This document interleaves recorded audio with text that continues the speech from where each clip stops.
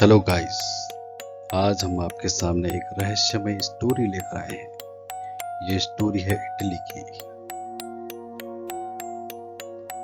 ये बात है सन 1911 की। 14 जून 1911 को इटली के एक शहर रोम में एक ट्रेन कंपनी अपनी पहली ट्रेन जेनेटी की यात्रा के लिए 100 लोगों का चुनाव करती है, क्योंकि यह ट्रेन का पहला ट्रायल था।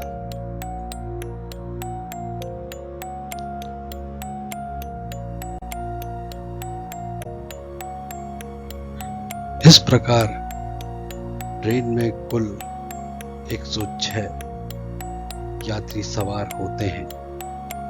सभी यात्रियों की वापसी का भी पूरा इंतजाम होता है।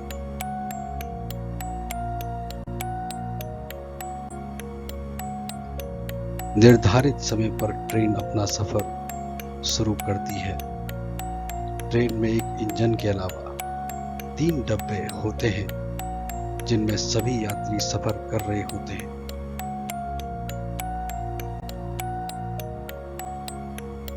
ट्रेन चलते हुए इटली के खूबसूरत रास्तों से होकर गुजरती है।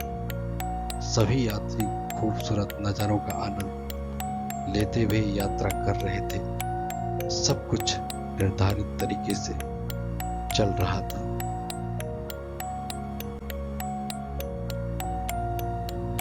लेकिन कुछ समय बाद ही उस ट्रेन के साथ कुछ ऐसा होता है जिससे आप आज 100 साल से ज्यादा समय बीत जाने के बाद भी इटली के लोग हैरान हैं।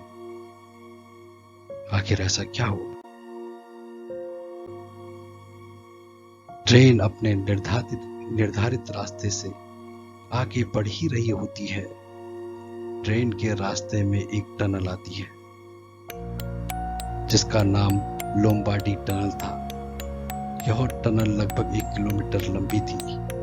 यह टनल बहुत लंबे समय से इस्तेमाल की जा रही थी, इसीलिए इस टनल से गुजरता ट्रेन के लिए कोई खास बात नहीं थी। यह ट्रेन के लिए एक आम रास्ता था। लेकिन इस बार यह ट्रेन टनल के एक सिरे से अंदर तो आती है, लेकिन इसके दूसरे सिरे से बाहर नहीं निकलती है। वह ट्रेन इसी टनल के भीतर कहीं गुम हो जाती है।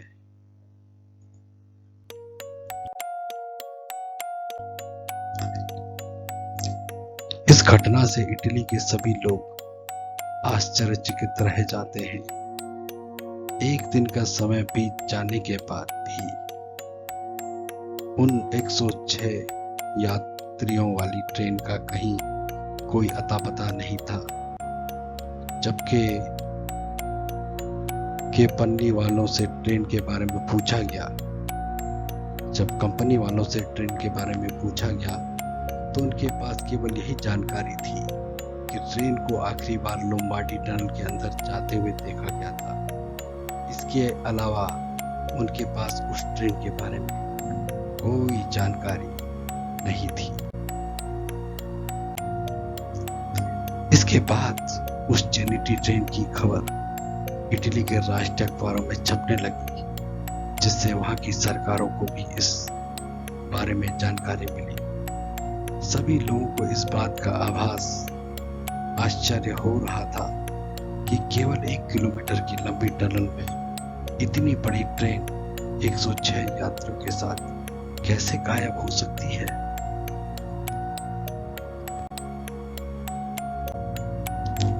ट्रेन कंपनी को लगा कि शायद उस सुरंग में कोई विशाल गड्ढा होगा जिसमें वह ट्रेन गिर गई होगी।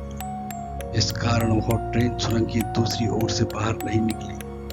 इसलिए कंपनी वालों ने एक एक्सपर्ट की टीम उस सुरंग में जांच करने के लिए भेजी। सभी एक्सपर्ट डरते डरते उस सुरंग में पहुंचे, क्योंकि इस घटना ने सभी के मन में खौफ पैदा कर दिया था। एक्सपर्ट्स की टीम ने उस टनल की बारीकी से जांच की, लेकिन उन्हें न तो टनल के भीतर कोई बड़ा गड्ढा दिखाई दिया और न ही उन्हें उस ट्रेन का कोई सुराग मिला।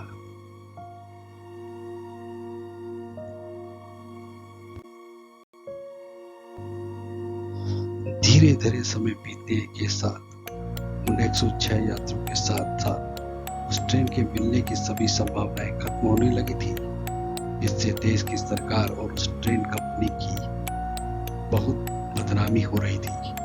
लेकिन वह ट्रेन कंपनी और वहां की सरकार इस विषय में कुछ नहीं कर सकते थे।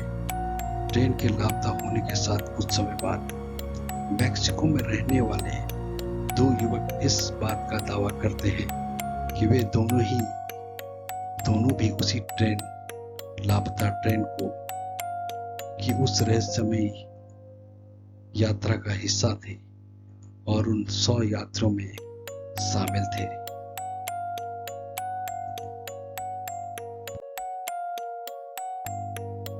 जब उन दोनों युवकों से पूछा गया कि वह इस ट्रेन हादसे से कैसे बच निकले थे, तो दोनों ने बताया कि उस ट्रेन के टनल में दाखिल होने से पहले ही वे दोनों युवक उस ट्रेन से कूद गए थे। जब उनसे पूछा गया कि आप लोग क्यों कूद पड़े थे, तो उन्होंने बताया। वो सुनकर सभी आश्चर्य में पड़ गए। उन्होंने बताया कि ट्रेन के सुरंग में दाखिल होने से पहले ही ट्रेन में एक घना काला धुआं भर गया था और साथ ही अजीब सी भयानक आवाजें आने लगी थी। यह सब सुनकर पूरी ट्रेन में दहशत फैल गई थी।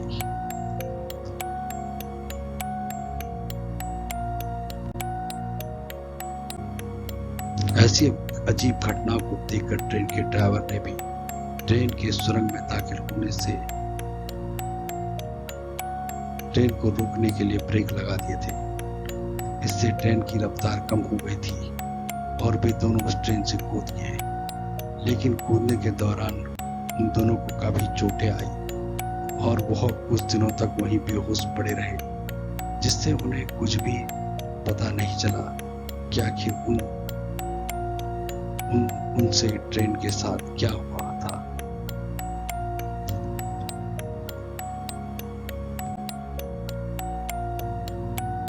उनके साथ की गई पूछताछ और जांच पड़ताल में सरकार को ऐसा कुछ मालूम नहीं चला जिससे उस ट्रेन के बारे में कुछ सुराग मिल सके, क्योंकि उन दोनों को ही मानसिक हालत कुछ ठीक नहीं लग रही थी। इसलिए उनकी बातों पर विश्वास नहीं किया जा सकता था। इस सब के कुछ समय बाद एक और ऐसा दावा सामने आया जिससे फिर से सभी को सोचने पर मजबूर कर दिया। यह दावा था मैक्सिको के एक डॉक्टर का। उसने बताया कि इस हादसे के अगले दिन कुल 104 लोग उसके पास इलाज के लिए आए थे। वे सभी लोग मानसिक रूप से बीमार थे। डॉक्टर ने यह जानने की बहुत कोशिश की कि उन सभी लोगों के साथ हुआ क्या था, लेकिन उस डॉक्टर को कुछ भी समझ नहीं आया, क्योंकि वे सभी लोग बहुत अजीब सी हरकतें कर रहे थे।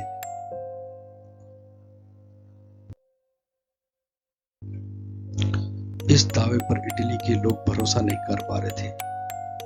लेकिन जैसा कि डॉक्टर ने कहा था कि कुल 104 लोग थे और पहले दावा करने वाले 2 लोग भी इसमें जोड़ दिए जाएं, तो यात्रियों की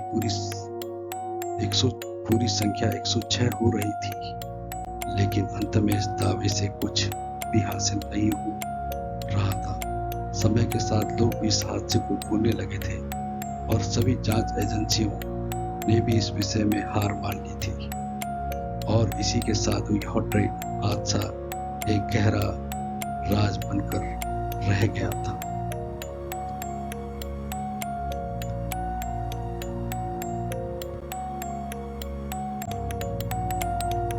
लेकिन कुछ वर्षों बाद इस ट्रेन के बारे में कुछ ऐसी बातें सामने आई जिसने सभी लोग फिर से हैरान हो गए।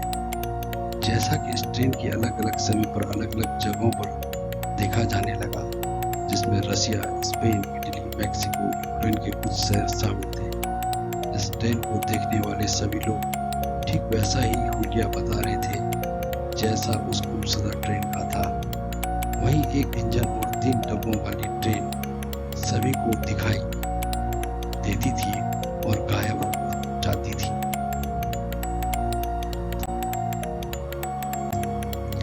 लोगों को इस दावे के बाद एक्सपर्ट ने निष्कर्ष निकाला है कि शायद वो ट्रेन सुरंग के भीतर किसी प्रकार की समय यात्रा यानी कि टाइम लूप में फंस गई थी और वह कभी सुरंग से बाहर निकल ही नहीं पाई।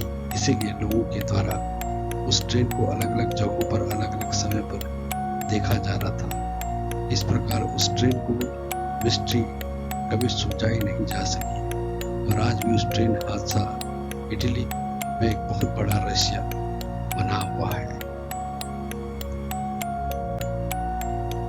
उम्मीद करते हैं मित्रों आपको ये स्टोरी पसंद आए।